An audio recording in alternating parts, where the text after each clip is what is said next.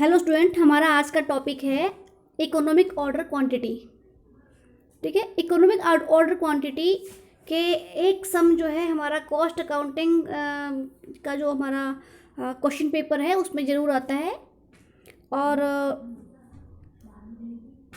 BCom 5th same में जो cost accounting का पेपर आएगा उसमें ये क्वेश्चन पिछले 2-3 सालों से लगातार रिपीट हो रहा है, इसलिए आप लोगों को इस क्वेश्चन पे ज़रूर ध्यान देना चाहिए। इसको मैं आज सॉल्व करके आप लोगों के लिए वीडियो भेज रही हूँ। ठीक है बेटा, तो सारी क्लास के से मैं एक बार यहाँ पर रिक्वेस्ट करूँगी कि वो इस क्वेश्चन को ज़रूर देखें। ठीक है बेटा, तो क्वेश्चन देखो क्या है हमारा। Annual demand for a particular item of inventory is 10,000 units. ठीक है, कि एक फर्म है या एक फैक्ट्री है या एक कंपनी है, ठीक है, उसको जो इन्वेंट्री उसको चाहिए पूरे ईयर की, ठीक है, पूरा एनुअल डिमांड है उसकी इन्वेंट्री की 10,000 यूनिट्स, मतलब उसको अपने प्रोडक्शन के लिए 10,000 यूनिट्स की ज़रूरत है रॉ मटेरियल की। ठीक है, but inventory carrying cost per unit per year is 20% and ordering cost is 40 rupees पर ऑर्डर। ठीक है, तो हमेशा याद रखना कि जो कैरिंग कॉस्ट होती हैं, ठीक है, वो पर यूनिट के हिसाब से हमको कैलकुलेट करनी पड़ती हैं, और जो ऑर्डरिंग कॉस्ट होती हैं वो पर ऑर्डर के अकॉर्डिंग। ठीक है, तो the price coated by the supplier is 4 rupees per unit, और जो हमारा सप्लायर है वो हमको ये इन्वेंट्री 4 रुपीज़ पर यूनिट के अकॉर्डिंग हमको ये सप्लाई करता है, यानी कि वो हमारे लिए परचेस प्राइस क्या है 4 रुपीज़ है। उस 4 रुपीज़ का 20% हमारा कैरिंग कॉस्ट होगा, और एक ऑर्डर पे हमको 40 रुपीज़ ऑर्डरिंग कॉस्ट पे करनी पड़ेगी। However, the supplier is willing to give discount of 5% for orders of 1500 units or more।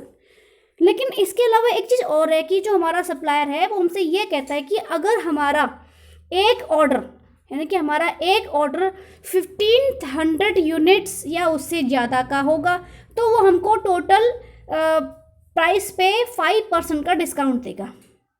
तो अब तुम लोगों से एक क्वेश्चन है कि भाई एक एडवाइस ले गई है कि आप ये बताओ कि दोनों में से कौन सा ऑफर हमारे लिए बेस्ट रहेगा, डिस्काउंट ऑफर बेस्ट रहेगा या विदाउट डिस्काउंट ऑफर बेस्ट रहेगा। तो बेटा इसके लिए हमको क्या करना है कि हमको दोनों ही तरीके से, विदाउट डिस्काउंट और विद डिस्काउंट, दोनों ही तरीके से हमको टोटल कॉस्ट की कैलकुलेशन करनी पड़ेगी। तो सबसे पहले ये याद रखना कि जो टोटल कॉस्ट होती है हमारी, उसमें 3 टाइप की कॉस्ट हमारी इंक्लूड होती है। फर्स्ट होती है परचेज कॉस्ट, यानी कि जिस परचेज प्राइस पे हमको वो पर यूनिट पे कर रहा है, सप्लाई कर रहा है। तो हमको जैसे 10,000 यूनिट्स हैं साल की हमारी, और उसके लिए हमको एक यूनिट के लिए 4 रुपीज़ देना पड़ रहा है। इट मीन्स हमारा 40,000 रुपीज़ परचेज प्राइस होगा। इसके साथ साथ टोटल कॉस्ट में 2 कॉस्ट और हम इंक्लूड करते हैं, वो है कैरिंग कॉस्ट। कैरिंग का मतलब वो जो इन्वेंट्री हम खरीद के ला रहे हैं उसको कैरी करने की कॉस्ट, यानी कि उसको रखने की कॉस्ट।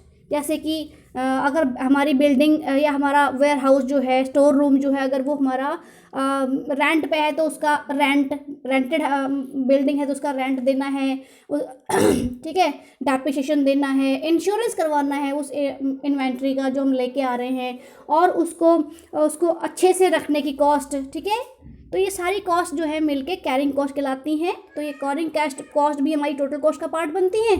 और जो ऑर्डरिंग कॉस्ट है पर ऑर्डर कॉस्ट हमको जो है पे करनी पड़ती है। ठीक है, तो इससे हम मिलके हमारी टोटल कॉस्ट बनती हैं। तो आप लोग समझ गए कि टोटल कॉस्ट में हमको 3 कॉस्ट कैलकुलेट करनी है। First purchase cost, second ordering cost, third carrying cost. ठीक है बेटा, तो यहाँ से आगे मैं आपको ये क्वेश्चन सॉल्व करके बता रही हूँ। ठीक है, हमारी कैलकुलेशन स्टार्ट होती है। हमको क्या करना है कि दोनों ही ऑफर में, विद डिस्काउंट ऑफर और विदाउट डिस्काउंट ऑफर, दोनों में हमें जो है डिफरेंस करने के लिए कि कौन सा ऑफर बेटर है, उसके लिए हमको दोनों ही टाइप से टोटल कॉस्ट कैलकुलेट करनी पड़ेगी। तो इसलिए मैंने लिखा है calculation of total cost with और विदाउट डिस्काउंट। ठीक है, एक कॉलम में हमने विदाउट डिस्काउंट अमाउंट लिए हैं, एक कॉलम में हमने विद डिस्काउंट अमाउंट लिए हैं। तो स्टार्टिंग हम सबसे पहले अपनी फिक्सिंग करेंगे कि what is the selling price at without discount offer and what is the selling price of with discount offer.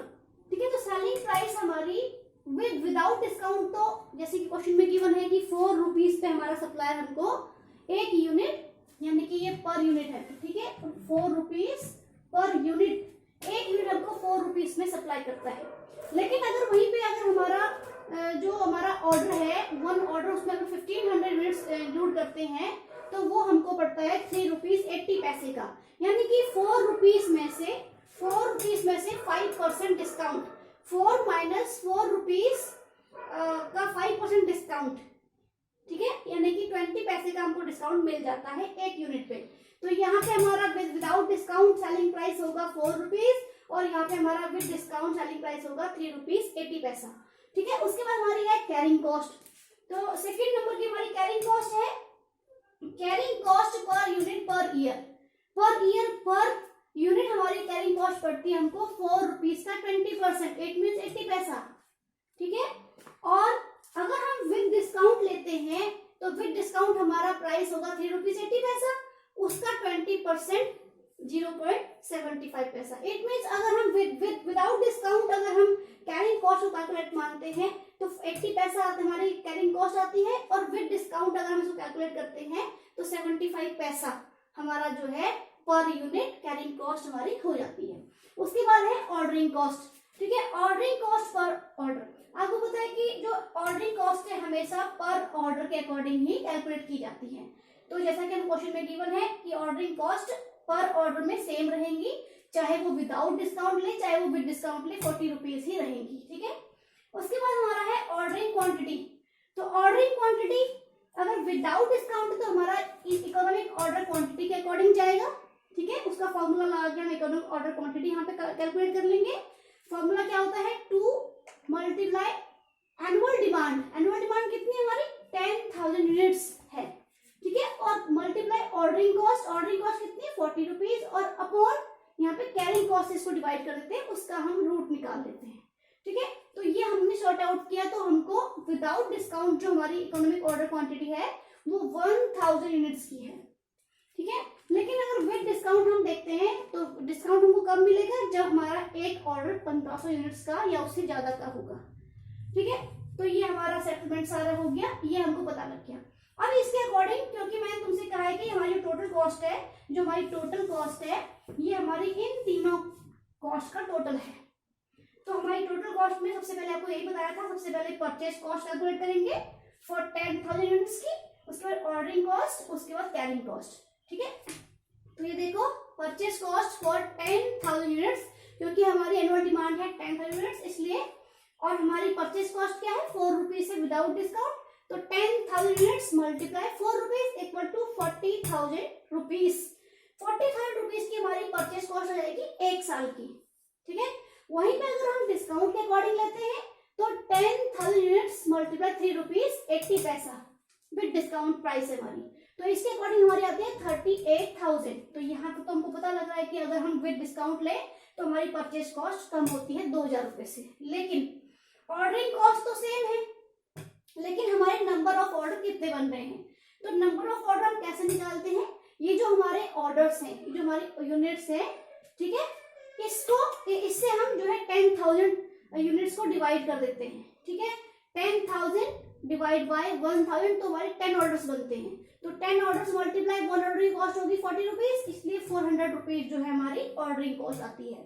वहीं पे अगर हम डिस्काउंट के साथ देखते हैं तो डिस्काउंट से हमारा जो है 10,000 को हमने डिवाइड कर दिया 1500 यूनिट से, तो हमारा आता है कितना 6 पॉइंट कुछ आता है, लेकिन हम 7 ऑर्डर्स हमें मानेंगे। ठीक है, तो 7 ऑर्डर्स मल्टीप्लाई 40 रुपीज 280 रुपीज यहाँ पे हमारी ऑर्डरिंग कॉस्ट आती है। तो ऑर्डरिंग कॉस्ट भी हमारी विदाउट डिस्काउंट में ही कम है, लेकिन कैरिंग कॉस्ट देखो, कैरिंग कॉस्ट अगर हम हमेशा कैलकुलेट करते हैं तो हमेशा हम उस अपने ऑर्डर का हाफ यानी कि एवरेज से ही कैलकुलेट करते हैं, रूल है।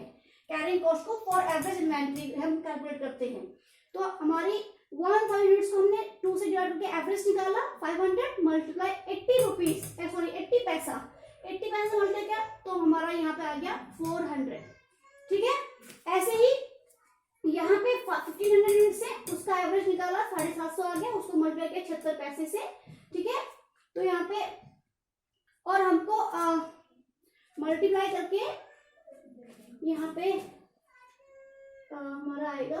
76 पैसा। ठीक है, तो 76 पैसे से मल्टीप्लाई कर दिया तो हमारा आ गया 570 रुपीज।